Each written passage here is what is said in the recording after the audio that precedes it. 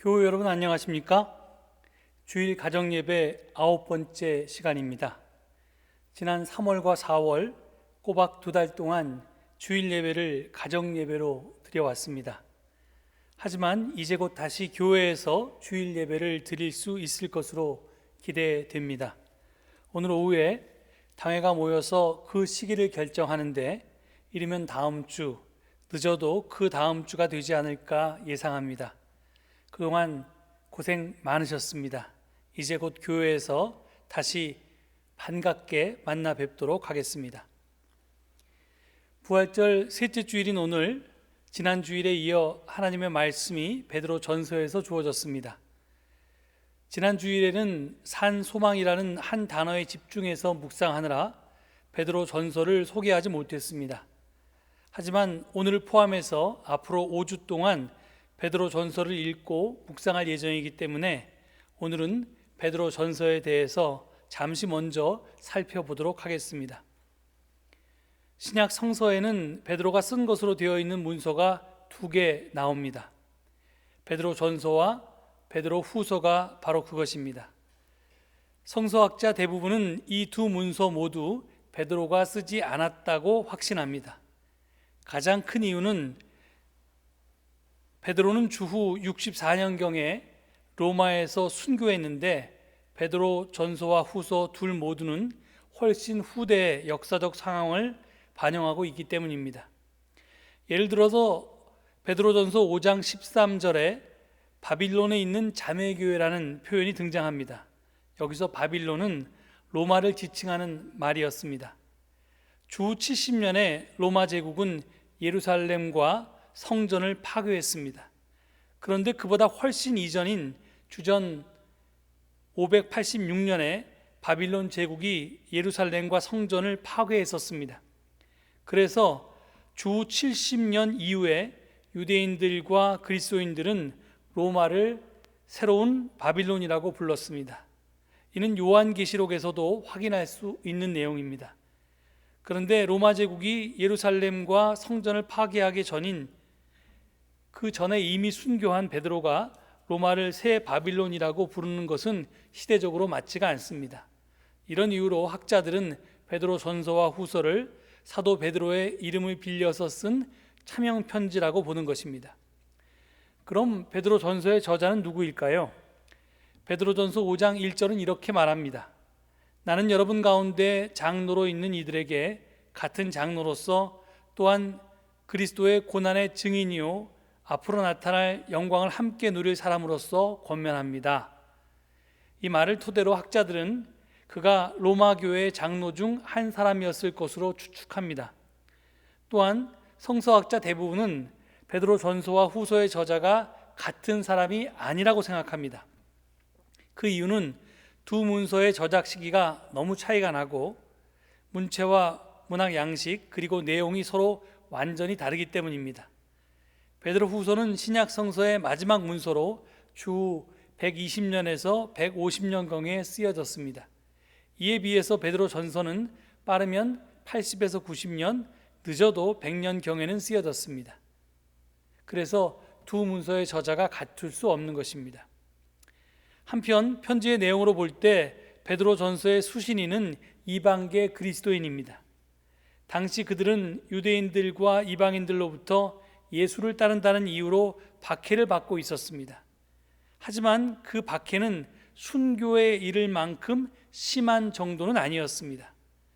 저들이 예수를 따르게 되면서 세상 풍조와 다르게 사니까 저들의 가족이나 또 저들이 속한 사회로부터 배척을 당하고 멸시를 당하고 때로는 폭행을 당했던 정도였습니다.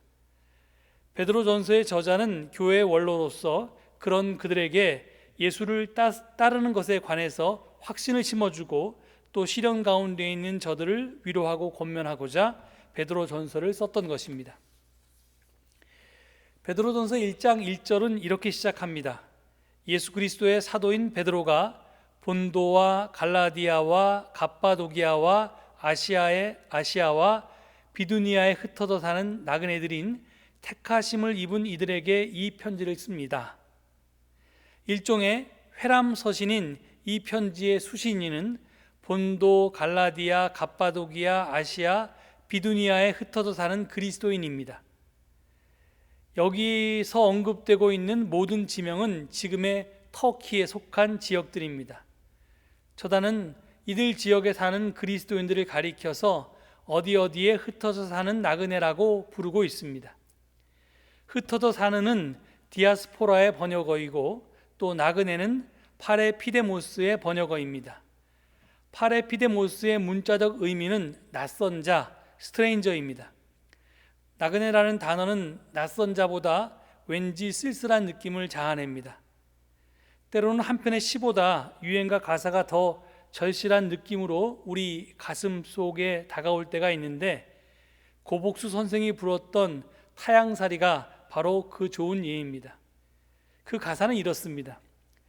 타양살이 몇 해련가 손꼽아 헤어보니 고향 떠나 10여 년에 청춘만 늙고, 부평 같은 내 신세가 혼자도 기막혀서 창문 열고 바라보니 하늘은 저쪽, 고향 앞에 버드나무 올봄도 푸르련만 호들기를 꺾어 불던 그때는 옛날, 타양이라 정이 들면 내 고향 되는 것을 가도구만 와도구만 언제나 타향. 막막함과 상실감이 물씬 묻어나는 그런 가사입니다. 나그네는 정착민에 비교하면 취약한 존재들입니다. 그들은 살갗이 벗겨진 존재와 비슷합니다. 그 사회가 어떤 일 때문에 무질서나 혼돈 상황에 빠지면 가장 먼저 공격의 표적이 되는 것이 나그네의 운명입니다. 그 생생한 증거가 1924년 9월 일본 관동 지방에 대지진이 일어났을 때 조선 사람들이 본토 일본인들에게 학살당한 사건입니다. 이렇듯이 나그네는 마치 살갗이 없는 그런 피부처럼 어떤 일이 생겼을 때 곧바로 상처를 입게 되어 있습니다. 아무튼 예수를 구주로 믿는 이들은 세상 사람들이 보기에 이질적인 존재입니다. 우리끼리 행복을 추구하기 때문이 아닙니다. 주류 세계의 가치관을 맹목적으로 추구하지 않기 때문에 그렇습니다. 로마의 평화가 아닌 그리스도의 평화를 추구한다는 것은 세상 사람들이 다 쫓는 파워, 즉 힘을 추구하지 않는다는 의미라고 했습니다.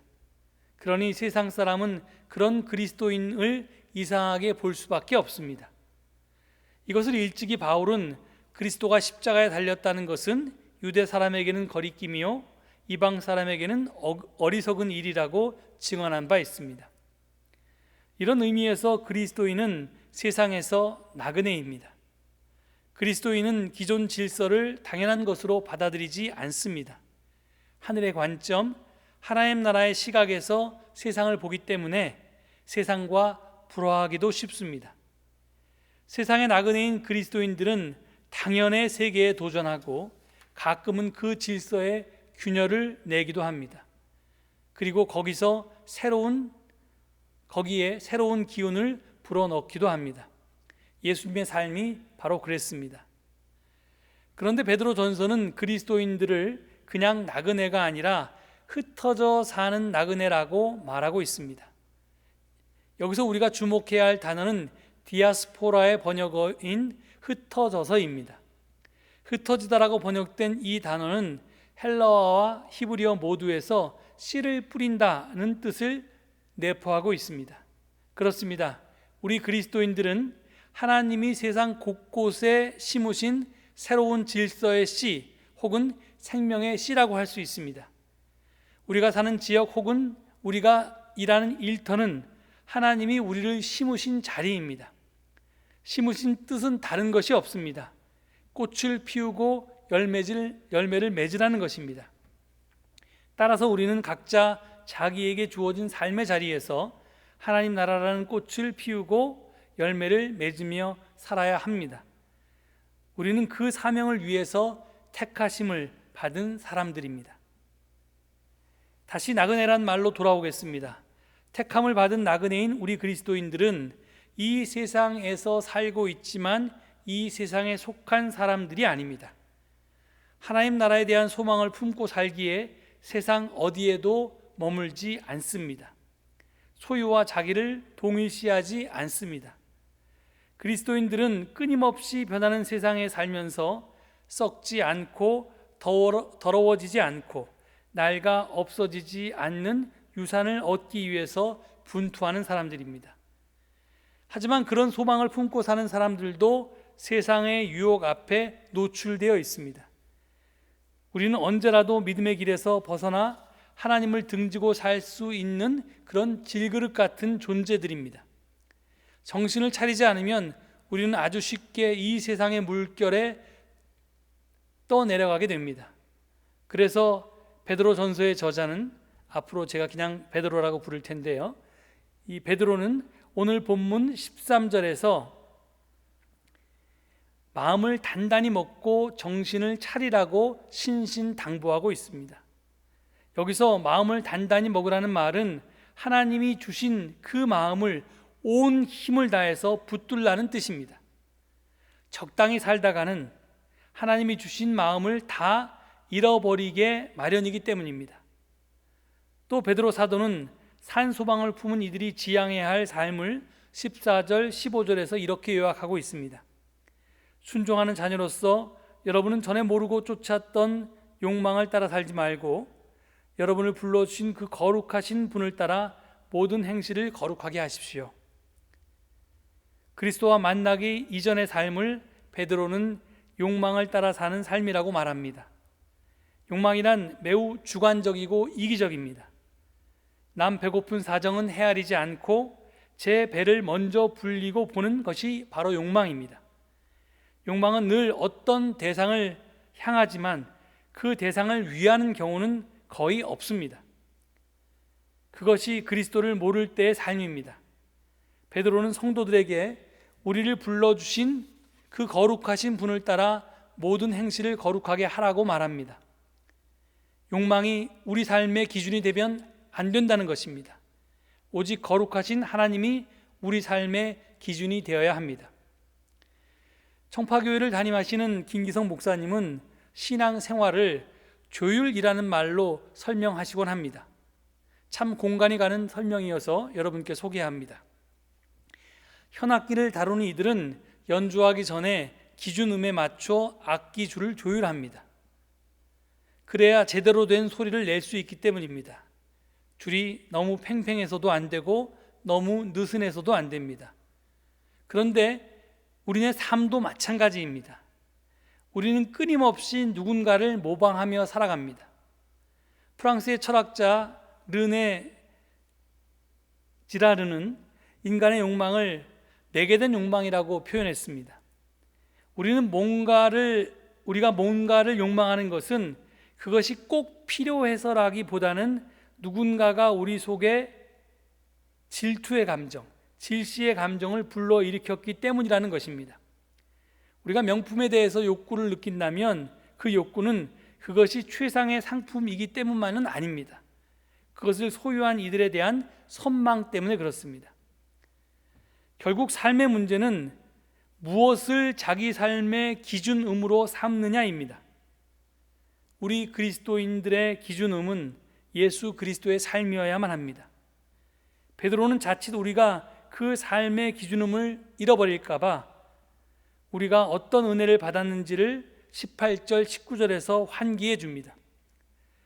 여러분은 조상으로부터 물려받은 여러분의 헛된 생활 방식에서 해방되었습니다.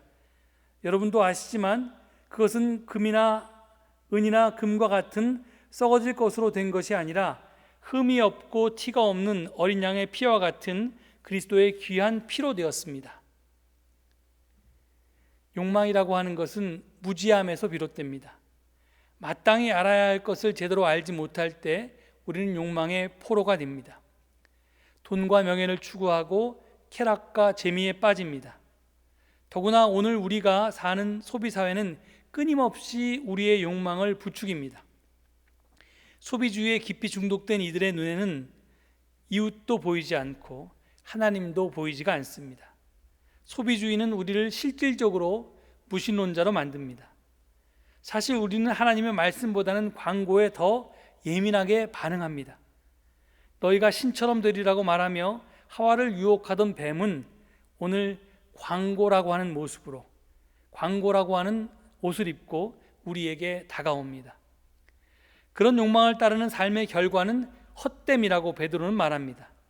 인간은 영적인 존재입니다.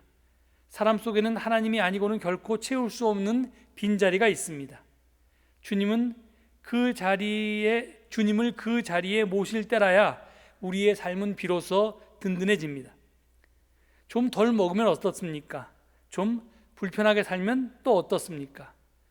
높은 산이 거친 들이 초막이나 궁궐이나 내 주 예수 모신 곳이 그 어디나 하늘나라 라고 하는 찬송을 우리가 애창하는데, 그 찬송을 부를 때 우리는 의미 없이 빈말만 입 밖으로 내는 것이 아니지 않습니까?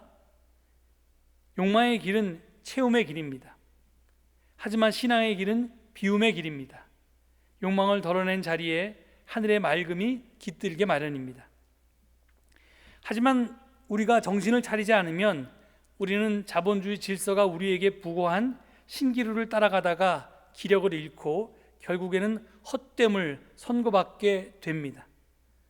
자신의 생이 하늘에서 비롯된 것임을 잊어버리고 사는 것, 사랑하고 보듬어 안아야 할 이웃이 있다는 사실이 얼마나 큰 복인지를 모르고 사는 것, 그래서 무정한 사람으로 살아가는 것이야말로 타락입니다. 그래서 본문 22절은 여러분은 진리의 순종함으로 영혼을 정결하게 하여서 꾸밈없이 서로 사랑하기에 이르렀으니 순결한 마음으로 서로 뜨겁게 사랑하십시오 라고 권고하고 있는 것입니다. 끝으로 오늘 본문 23절은 여러분은 다시 태어났습니다. 그것은 썩을 씨로 그렇게 된 것이 아니라 썩지 않을 씨, 곧 살아계시고 영원하신 하나님의 말씀으로 그렇게 되었습니다 라고 증언합니다. 성경은 우리에게 새로운 존재로의 탄생에 대해서 말합니다. 거듭남이 바로 그것입니다. 베드로는 썩지 않을 씨, 곧 살아계시고 영원하신 하나님의 말씀으로 우리가 거듭났다고 말합니다. 그런데 요한복음 1장 1절은 예수 그리스도를 영원하신 말씀이라고 했고, 또 12장 24절은 밀알 하나가 땅에 떨어져서 죽지 않으면 하나에 그대로 있고 죽으면 열매를 많이 맺는다고 하면서 예수 그리스도를 씨앗에 비유하기도 했습니다. 바로 그런 요한복음에서 예수님은 니고데모와 대화하면서 사람이 거듭나는 데 필요한 것이 물과 성령이라고 말씀하신 적이 있습니다. 물은 두 가지 의미를 가지고 있습니다. 씻음과 죽음이 바로 그것입니다. 물은 씻어줍니다. 그런데 우리가 씻기 위해서는 먼저 벗어야만 합니다. 하지만 옷을 벗으면 부끄럽습니다. 있는 그대로의 나의 모습을 어떻게 하나님께 보여드릴 수 있단 말입니까? 나 자신이 보기에도 부끄러운데 말입니다. 물이 때 묻은 사람에게 말한다. 이리 오게. 때 묻은 사람이 대답한다. 부끄러워서. 물이 다시 말한다. 나 없이 그 부끄러움을 어떻게 씻어낼 것인가? 13세기 아프가니스탄의 시인인 루미가 한 말입니다. 그렇습니다. 우리가 물이신 주님께 나아가지 않고는 우리가 정결함을 얻을 수가 없습니다. 가서 주님께 나아가서 주님께로부터 씻김을 받아야지만 우리가 정결해질 수 있다는 말입니다. 물속에 들어간 사람은 옛사람의 죽음을 경험하게 됩니다. 하나님의 새로운 생명이 자기를 떠받쳐주고 있음을 느끼게 됩니다. 그는 생명이 하나님의 은총인 줄을 비로소 깨닫게 됩니다. 사람은 또 성령으로 거듭나야 한다고 예수님 말씀합니다. 성령은 흔히 불로 표상됩니다. 불은 더러운 것을 태웁니다. 그리고 불은 우리의 혼이 하늘을 향해 타오르도록 합니다. 성령이 우리에게 임하시면 우리 속에 있는 군더더기들을 태워서 죄로 만들고 순수하고 아름다운 꿈만 남겨둡니다. 성령으로 거듭난 사람은 이 땅에 살고 있으나 소속이 바뀐 사람이 됩니다.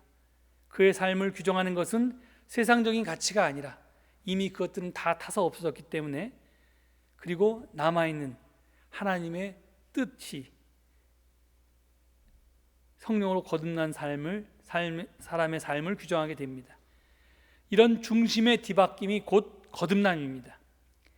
마르틴 루터는 세례의 의미를 옛 아담이 죽고 새 사람으로 부활하는 것으로 설명하면서 믿는 이들의 삶이란 매일 세례와 다를 바 없다고 말했습니다. 그렇습니다. 그리스도인은 매일 옛 존재에 대해서 죽고 새로운 존재로 부활하는 사람들입니다. 베드로 전서의 주제를 한마디로 요약하면 거듭난 나그네로 살라는 것입니다. 우리는 세상에서 나그네로 세상 풍조와 가치를 거부하는 이방인으로 살아야 합니다.